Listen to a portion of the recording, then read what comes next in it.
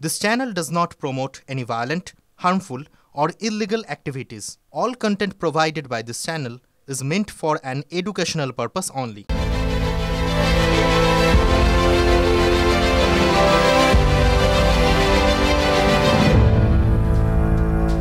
ঠোটকাটা special শুরু করছি খেলা দিয়ে। না আমি খেলছি না, আমি বলছি 21-এর আগে খেলা হলো, 24-এর আগে খেলা হলো, 26-এ হবে না? আরে হয়ে গেছে, মানে খেলা শুরু হয়ে গেছে।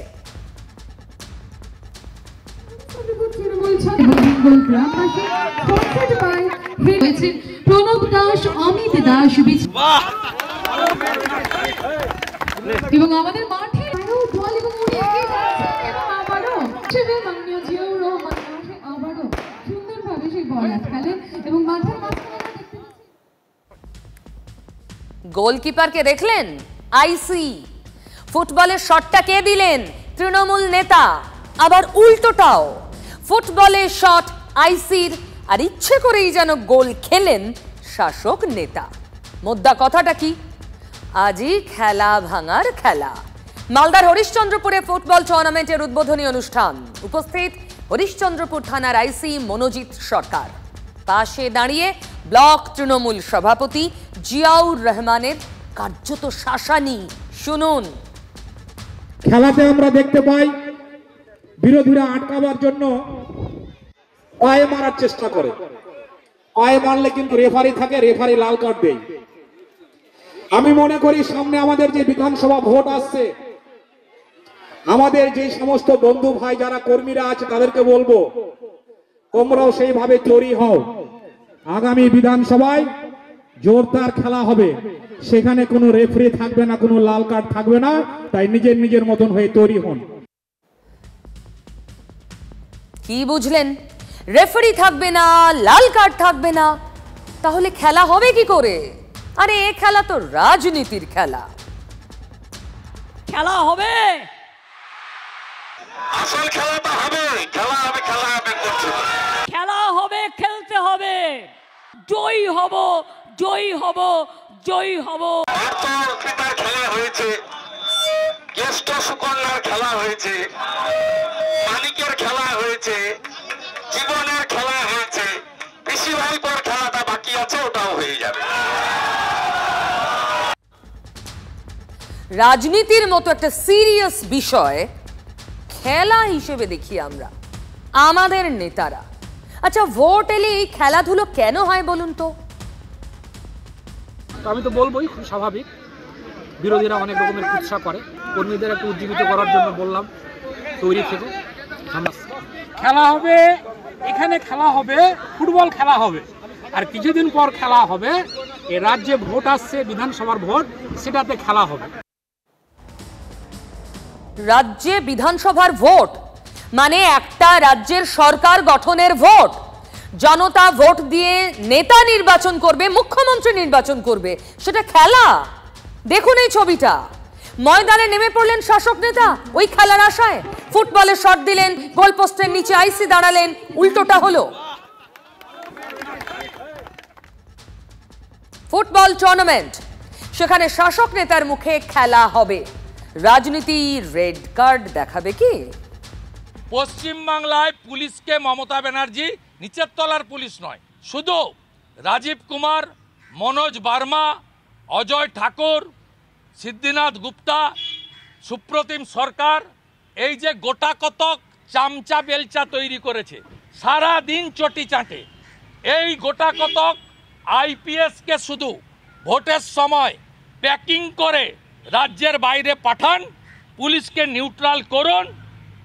কিভাবে জনগণ এদের ছুঁড়ে ফেলতে হয়, দিল্লির থেকেও খুব খারাপ অবস্থা এই পিসি এবং ভাইপো কোম্পানির হবে।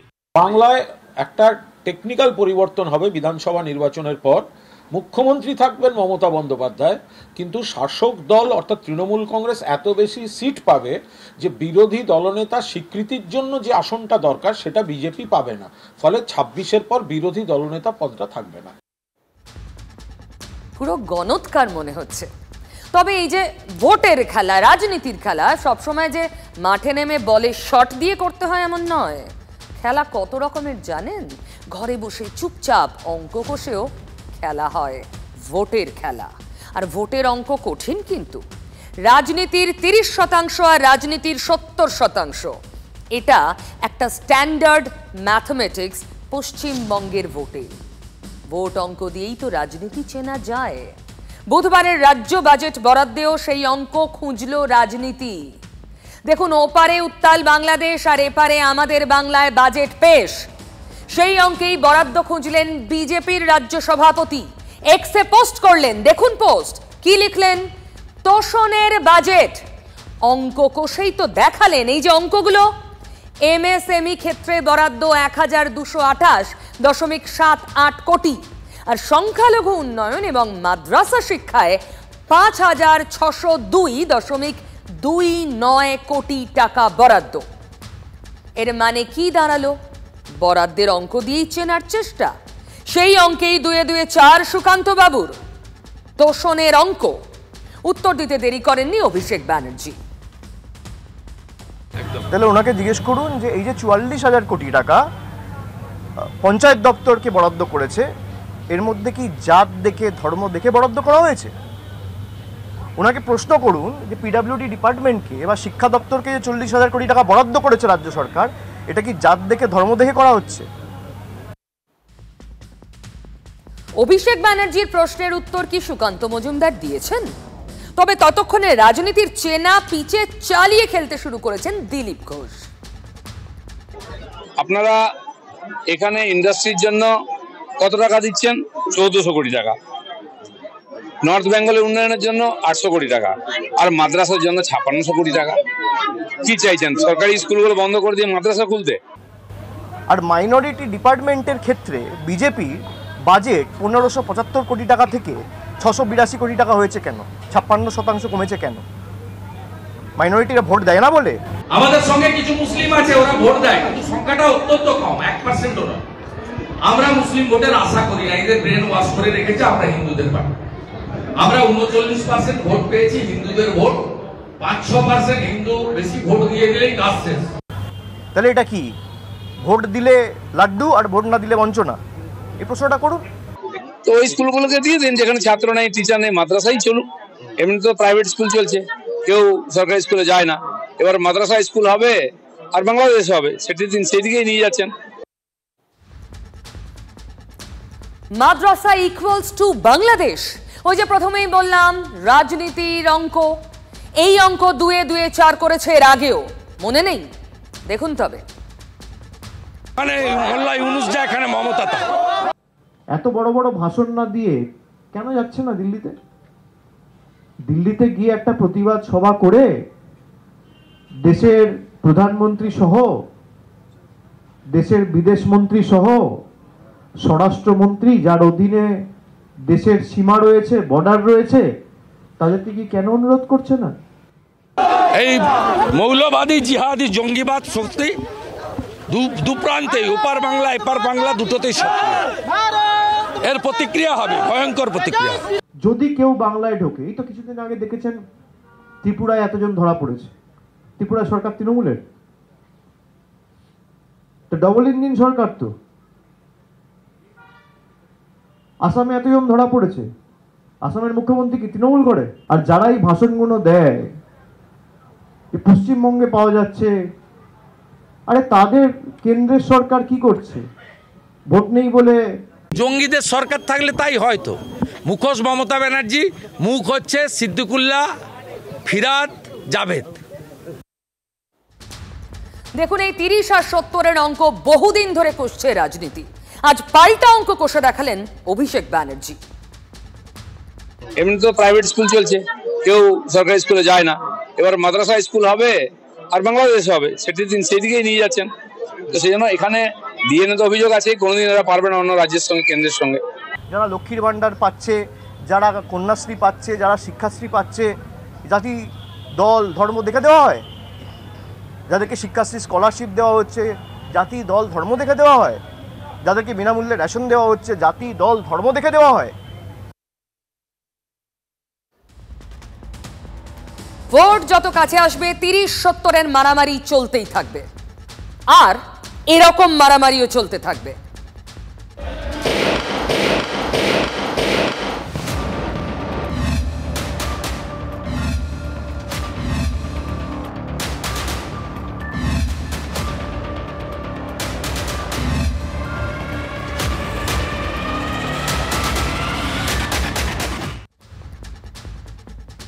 এই ছবিটা দেখে কি মনে হচ্ছে? এটাই ঘোর বাস্তব। যেখানে সেখানে দেখা যাচ্ছে গুলি, বোমা। অবাক হওয়ার কিছু নেই। এই ছবিটা দেখুন, বজবজের। জানি দেখলে মনে হচ্ছে পাকিস্তান, আফগানিস্তান, সিরিয়া, গাজা। আরে না, বাংলার বজবজের। হাতে বন্দুক নিয়ে বীরত্ব দেখাচ্ছেন কেউ। প্রমোটিং এ ইমারতি জিনিসপত্র কারা সরবরাহ করবে তাই নিয়ে দড়ি টানাটানি, তারপর গুলি একের পর এক, বোমা। কেঁপে উঠল এলাকা। 19 নম্বর ওয়ার্ড।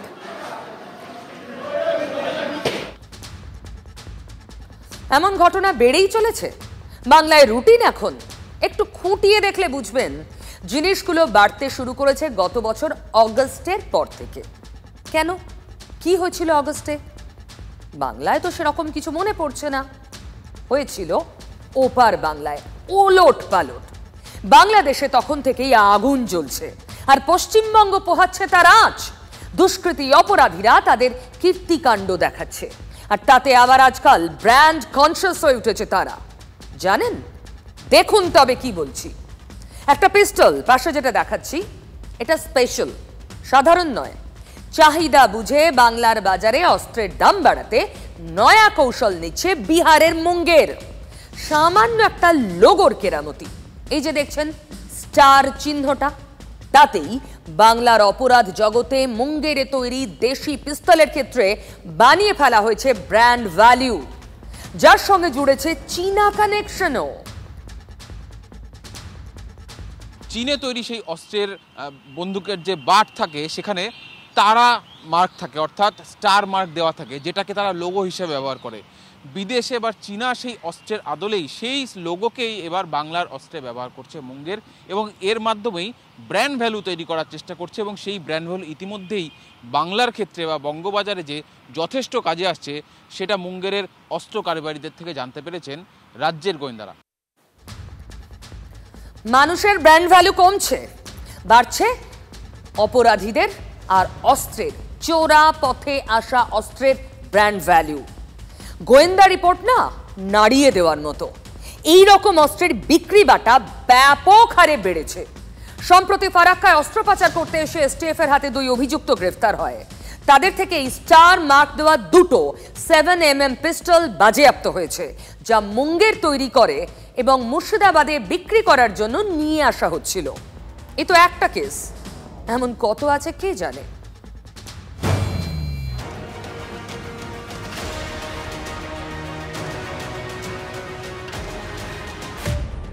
অস্ত্র ঢুকছে বাংলায় কোন পথে, কাদের হাত ধরে? চিন্তা আছে পুলিশের। পিস্তল দেশি, তা তো এখন ব্র্যান্ড ভ্যালু।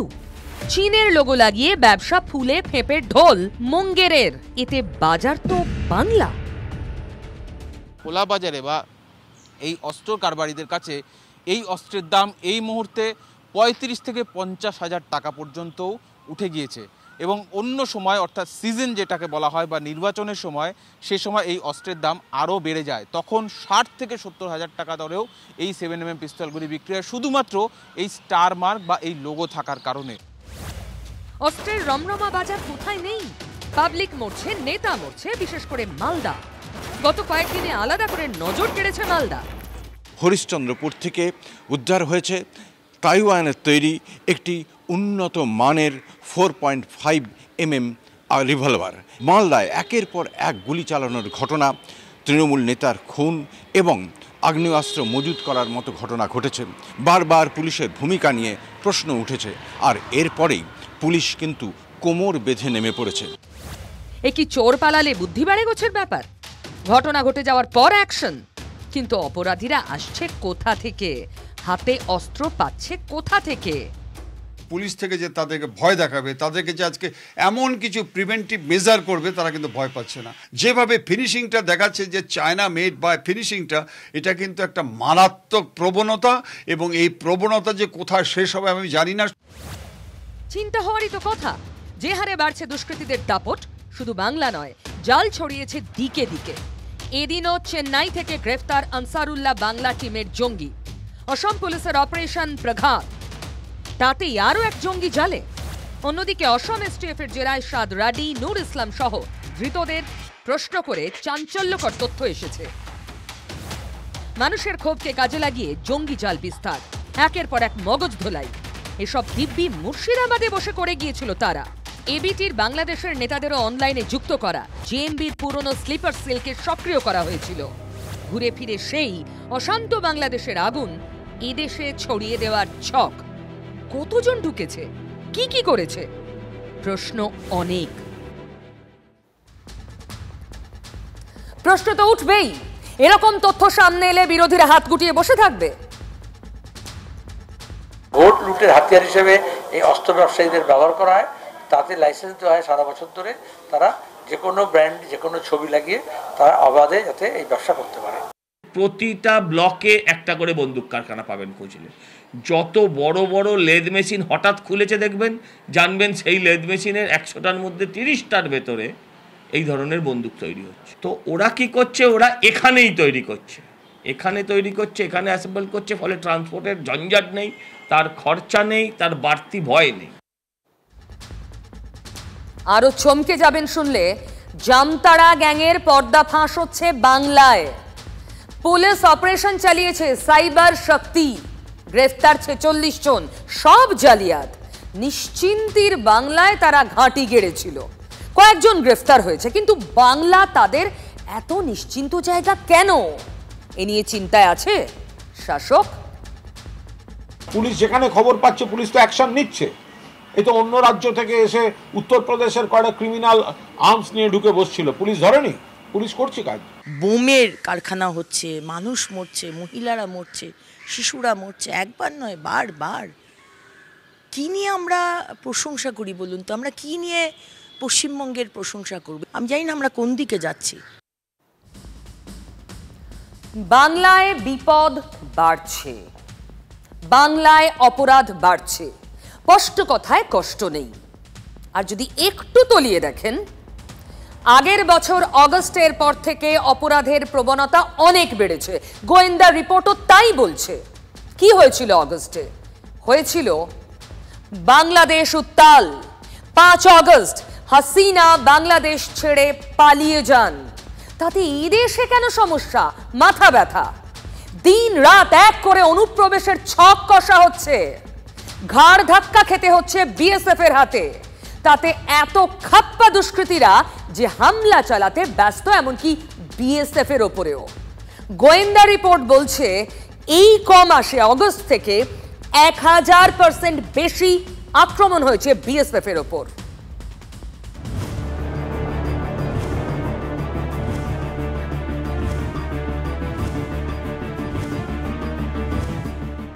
আগস্ট মাসে সরকারের পতন, সেপ্টেম্বর অক্টোবর নিজেদের বুঝে নিতে সময় নিয়েছে এই বাংলাদেশি অনুপ্রবেশকারী এবং পাচারকারীরা। নভেম্বর, ডিসেম্বর, জানুয়ারি গত 3 মাস ধরে একের পর এক জায়গায় জওয়ানদের ওপরে হামলা চলছে।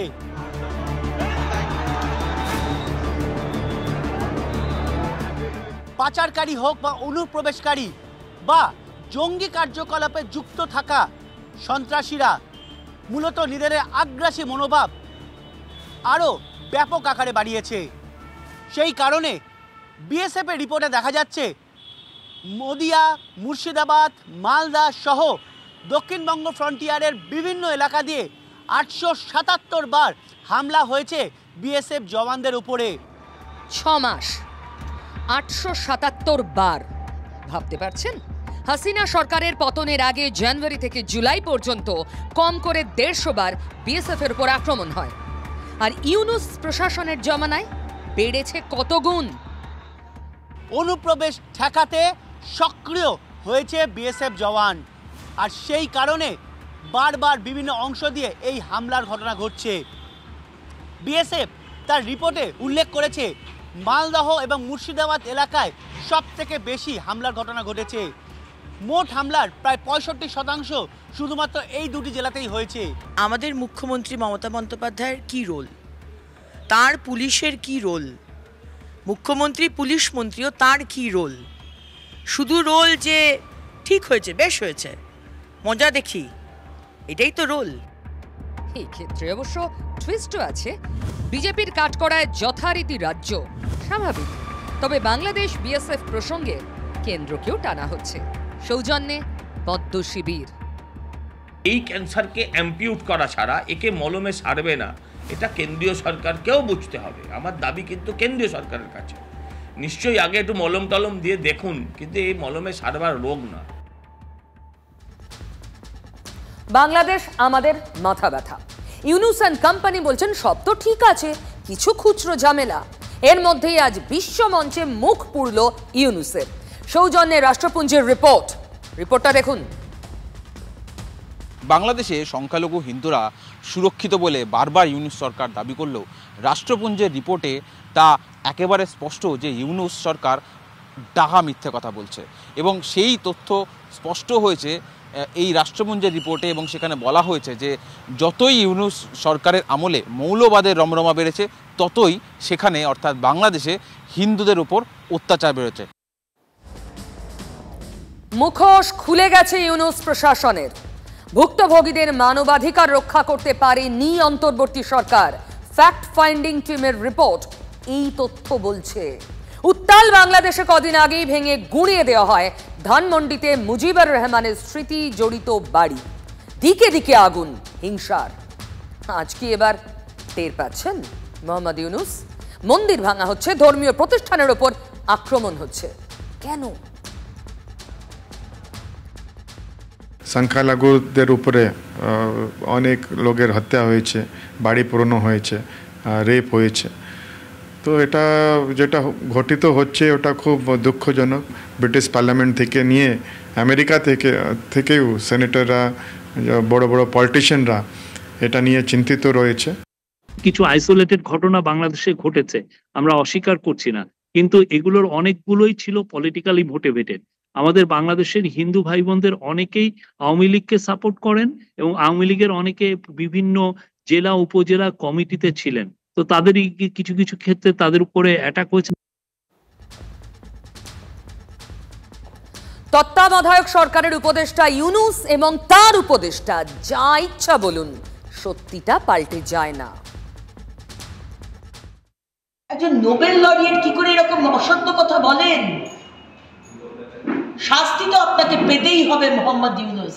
কেউ বরদাস্ত করবে না, ভারতবর্ষ বরদাস্ত করবে না, আমেরিকা বরদাস্ত করবে না, যে কোনো সভ্য দেশ বরদাস্ত করবে না। তাই জন্য ইউনাইটেড নেশনস আছে। সংখ্যালঘু হিন্দুদের উপরে হয়েছে, এটা কোনো রিপোর্টের জন্য অপেক্ষা করবার প্রয়োজন নেই। মানুষ দেখেছে প্রতিদিন বিভিন্ন সামাজিক মাধ্যমে। বাংলাদেশটা কার্যত আইন শৃঙ্খলা 12টা বেজে গেছে এবং ভয়াবহ আক্রমণ হচ্ছে। রাষ্ট্রসংঘের রিপোর্টে এই কথাটা উঠে এসেছে। বাংলাদেশের এখনকার কি বলবো অনির্বাচিত সরকার অস্বীকার করলেও সত্যটা সত্যই। বাংলাদেশের জন্য এই বাংলায় যা হচ্ছে তা মেনে নেওয়া যায় না। এই বাংলায় এত অনুপ্রবেশকারী আসছে কি করে? বিএসএফ এর উপর আক্রমণ, অস্ত্রের চোরা কারবার বেড়ে যাওয়া, কেন, কি করে? যখনই আপনি এই প্রশ্ন করবেন, এ রাজ্যের শাসক নেতারা হই হই করে উত্তর দেবেন, বর্ডার কে দেখে? বিএসএফ। এই চাপান উত্তর চলতেই থাকবে। আর অনুপ্রবেশকারী ঢুকিয়ে ভোটার বাড়ানোর ছক বলতেই থাকবে বিজেপি। এই চলবে, সমস্যাও বাড়বে, আর আমরা জাঁতাকলে পিষব। মণিপুরে জারি হলো রাষ্ট্রপতি শাসন। সরকারিভাবে রাষ্ট্রপতি শাসনের বিজ্ঞপ্তি জারি। উত্তর পূর্বের রাজ্যে বিরামহীন অশান্তি। 9 ফেব্রুয়ারি মুখ্যমন্ত্রী পদে ইস্তফা দেন বীরেন সিং। 12 ফেব্রুয়ারি মেয়াদ শেষ হয়েছে বিধানসভার। ঠোঁট কাটা দেখতে থাকুন রোজ।